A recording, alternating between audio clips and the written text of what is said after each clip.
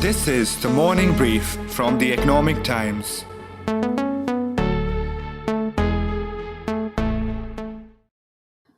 Indian startups are firing their employees en masse. From Lido to Unacademy to Meesho, companies have laid off a total of 1,700 people in just 3 months. Is this the new trend for the startup ecosystem?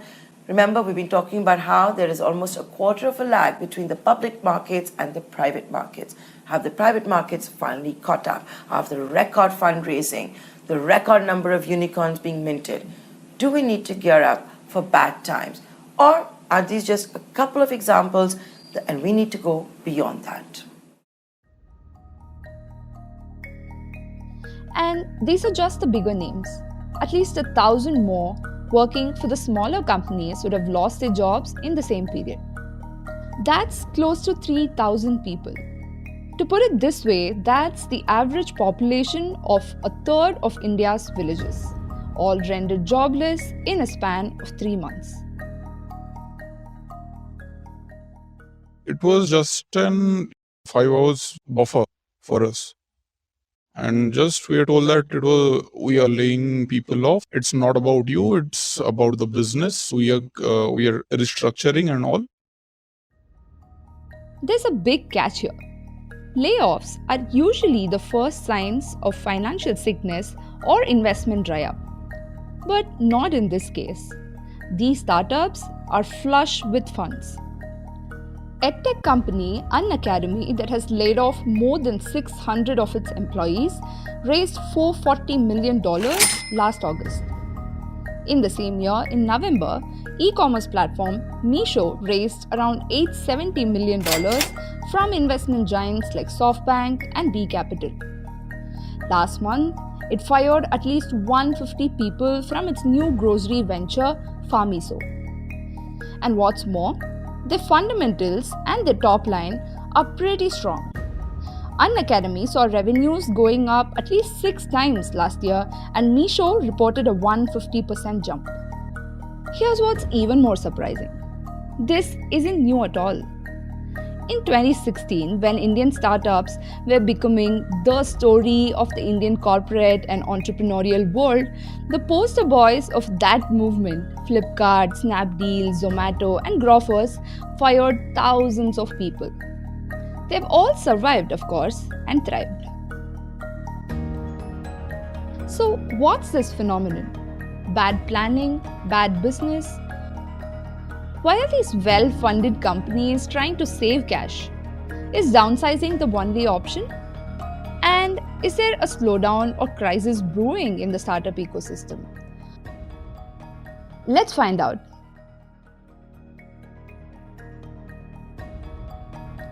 It's Tuesday, 19th of April. I'm your host, Bhavya Dilipkumar, and you are listening to Dealing with Downsizing on the Morning Brief.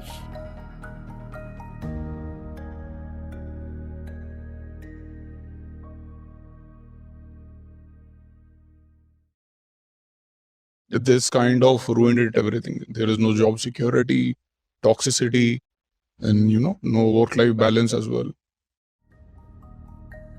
That is Harsh Gupta. You heard him at the beginning of this episode. He is one among the many former employees of a unicorn startup that recently announced layoffs.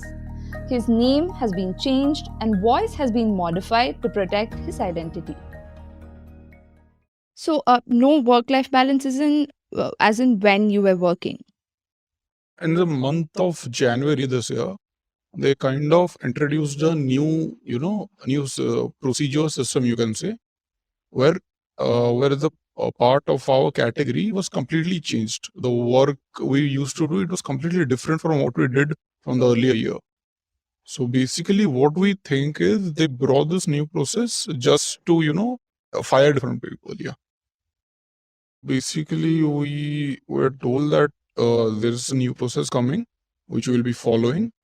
And it was kind of very, unstructured plan. It was a performance-based, they told us that. And according to this performance, they fired. But we got that sheet where the performance was evaluated. When I saw that, it was not performance based who were fired. It was completely random, because there were some people who achieved like good awards. Even I did then, but it was the best employees who were fired. So it was completely random. No one was based on performance. Just to understand, so post the layoff, what exactly happened? I mean, were you able to look for many jobs, or I mean, if you could just help us understand what exactly did you do post the layoff? Was the layoff? I have been applying for companies. I have been getting calls, so it's not like I have been facing too many problems about it. Got it. So, how has it been? I mean, is it easier to find jobs post this, or I mean, what is the process? Have you started applying to other places? Yes, I have. I've been applying for two different places, and I've been getting calls. So it hasn't been a problem for me. But it was all of a sudden they did this to us. The thing is it impacted me, but I was already, I planned everything for myself. So for now, it is not affecting me, but as in money wise, but it kind of, tortured me mentally, because I have been like kind of the best on my team. I have worked like rigorously, even Saturday, Sundays.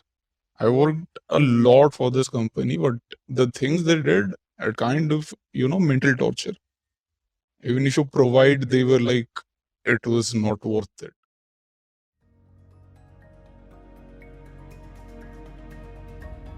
While working for this episode, I managed to speak to multiple people who were recently fired. Almost all of them were quite hesitant and didn't agree to get recorded. But just like Harsh, they were angry and frustrated. And many raised this critical question: why downsize when you're growing? I caught up with ET's startup deputy editor Digbijay Mishra, who's been closely watching the sector for over a decade now. Yeah, I think what is happening that, of course, while these companies are well funded, the reality is that there is a broader slowdown in at least late stage funding that has kind of settled in already. And we can see that. We hear that in conversations with companies, startups, investors, and other sort of ecosystem folks. So the layoffs are more like a precautionary measure.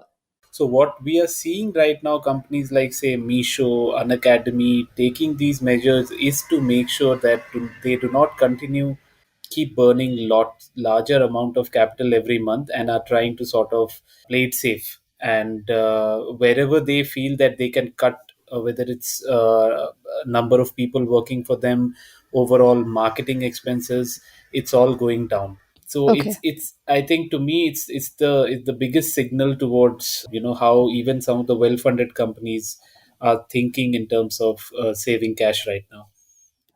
Okay, okay. So my other question would be that, is this the only way to, save cash? I mean, the companies It are, is of course, not. restructuring. Uh, Yeah, right. It is not. I mean, if you see, a lot of these companies are in the news for, laying off staff.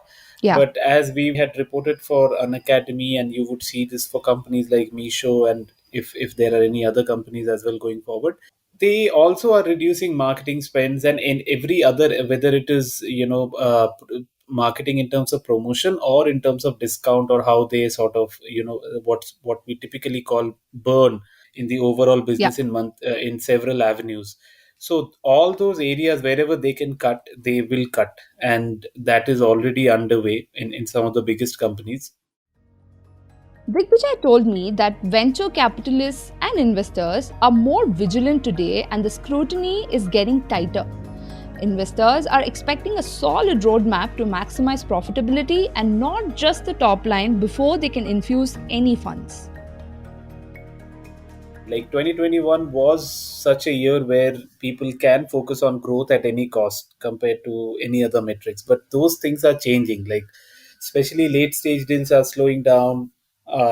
the valuation, there is already at least 20-30% correction in valuation in late stage deals. Whether that will go down further or not, we don't know. But at Okay. least in that range, that is happening. So obviously, founders don't want to raise at a lower valuation than they think they deserve. Yeah. So keeping in mind all those things, they need to take these measures, and also they need to show that, look, we are not just growing, but we are growing profitably, or at least, because now what has happened is investors are asking that question, that what's the roadmap.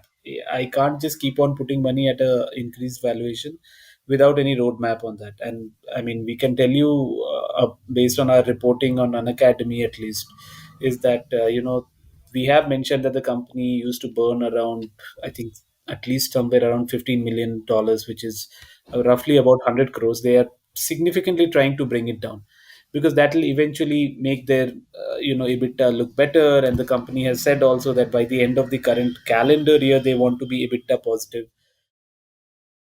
While this is a course correction, as the startups call it, there is also bad planning. Most companies hire employees in excess than their current hiring needs, expecting to grow and expand, anticipating that they will need staff to fuel that growth.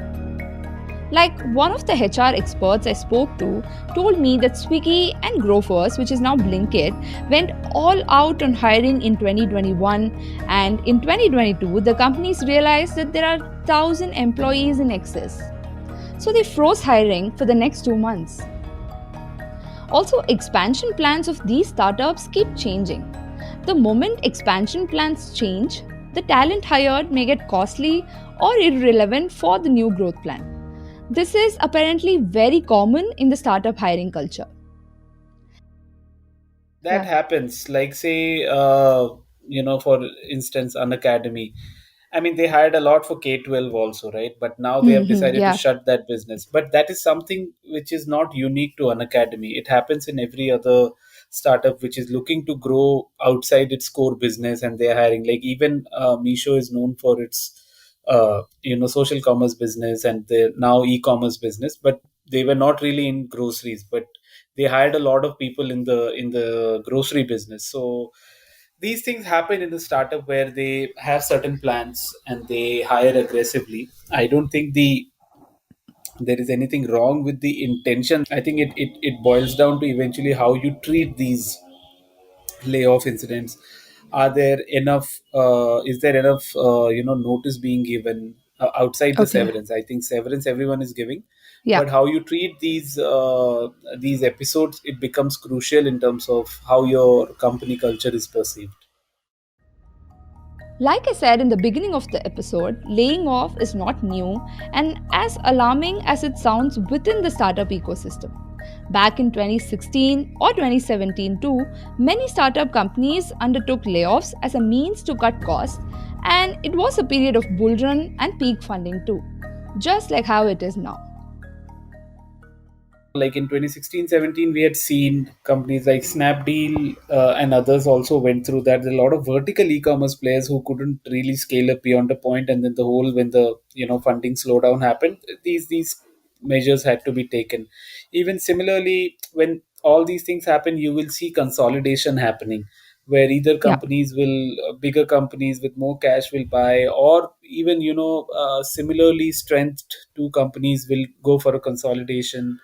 I mean, previously a food delivery startup like Tiny Owl had to go through like this, where they eventually, had to went bust after Yeah. multiple M&A and all that, M&A and other efforts by the investors.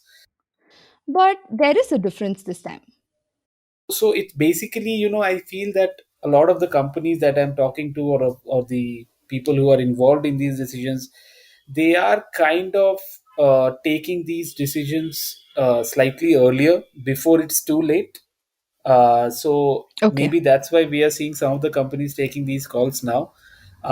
It still remains to be seen, if as a company you have sensed what is happening outside in the market right now, and you start sort of cutting down your cost across segment, not just people cost, then you will have a better chance. Right. And if you do not do that, then eventually it'll just implode. I don't see this as a sort of a continuous problem, or it's kind of a crisis and the whole world is going to fall down. See, some startups, I will not kind of paint the entire ecosystem with the same brush. I would like to say that some startups have gone a little off balance in terms of their strategy, in terms of their structure. So I know of startups who have hired at a tremendous pace without having clear um, plans about their strategy.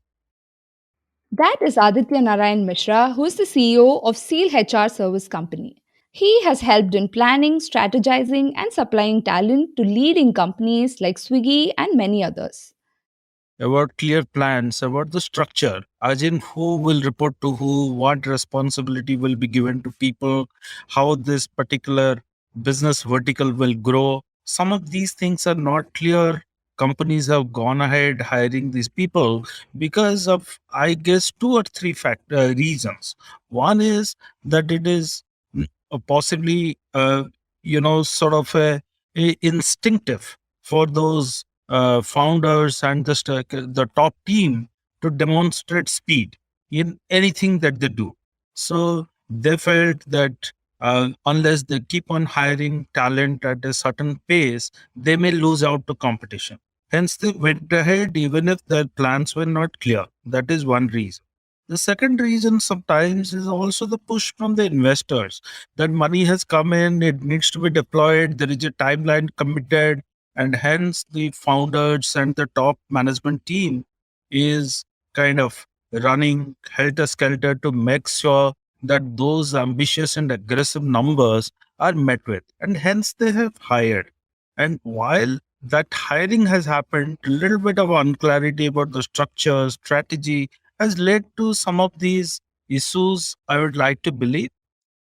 Being in the industry for a long time, Aditya told me that apart from bad hiring strategy, changing scenarios post COVID is also a reason for the layoffs. EdTech industry is today going through a repivoting phase because the schools are reopening. The fear of COVID-19 has gone away. Parents are looking for their children to again get back to the social lives that they had, and they need to go to classes which have physical presence and all of that. These are examples. Like that, there are a few other similar events happening led to the withdrawal or the reduction of decline of COVID-19. So the companies in this particular space, whether it is edtech, whether it is an e-commerce company, or some of those online shopping kind of sectors, will need to do some changes in their business model. So possibly some of these companies could not really manage that transition as smartly as they were required to, and hence it has become a little bit of the poster children of the industry. Having done something like that gets highlighted. And he told me that there is a need for better planning for the post COVID world in terms of combining online and offline strategy.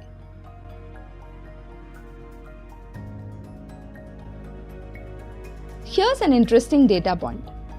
In 2021 alone, India's startup ecosystem generated around 2 lakh jobs, which is the highest in 4 years. Now, this was happening during the pandemic and when larger corporations were downsizing massively. But 2021 was also the year of funding peak, a bull market, the IPO rush. So, precisely, the grass was greener for the startup ecosystem. Expanding when demand rises and downsizing when it falls to save up cost may help in closing more funding rounds and at least to survive in the short run. But still, the fact that so many people are left in the lurch takes away the brownie points earned for following cost-cutting measures. And in fact, many like Harsh are losing faith in them as the best places to work. The thing is, I believe in the growth story and the work, but I don't believe in the job security. It's like the startup with the worst job security ever. I'm searching for a stable company for now, which, with a good profile and good history about the job and the work-life balance and everything about it. While all the frustration is justified, this is not a doomsday situation as of now. Interestingly, while Unacademy is laying off, the same company is also hiring in other verticals. And so are many early and growth stage startups. We should not look at it like, oh, it's all doomsday Yeah. right now and suddenly things are all crashing. A lot of these companies, like say for example, Unacademy is still hiring for in its business called Relevel. Okay. Okay, So okay. because that is what they feel they want to take a bet on right now, and they feel they have a lot of growth opportunity there. So while they have done all this, they are also hiring there. What you will also see that early stage startups will continue to hire because the Hmm. funding tap hasn't really dried there. Now it might not lead to Okay. crazy number of hikes that sometimes we hear about in bull cycle. Those things might not happen, but yeah, I think largely that's the sense I've gotten, that hirings are still continuing. People are continuously hiring smaller firms. So those things are happening. I don't know about what certain employees think about completely ditching startups, because there is always like the pro and cons. There are certain things in startups you get which you will Hmm. not get in a corporate job, traditional conglomerate, and so on. So that I think the jury is still out, and I don't think there is any broader consensus that okay, startup party is over and we should all just go back to Okay, okay. the India Inc.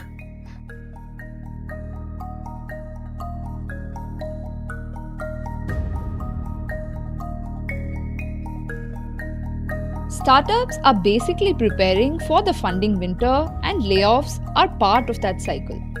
But this time, the companies, unlike in 2016 or 2017, are acting much in advance to avoid possible major downturns or even closing shop. But then, as the winter analogy shows, funding is cyclical, employment may not be. There is pressure among startups to come up with a solid profitability roadmap for investors. That is one of the reasons for the layoffs. But it doesn't really justify the overall haphazard growth plans and projections reflected in the people management or the lack of it in some of them. That doesn't make for great businesses no matter what name you give it: course correction, rationalization, or prioritizing. What it does create, however, are frustrated employees like Harsh who are fast losing faith in this very ecosystem.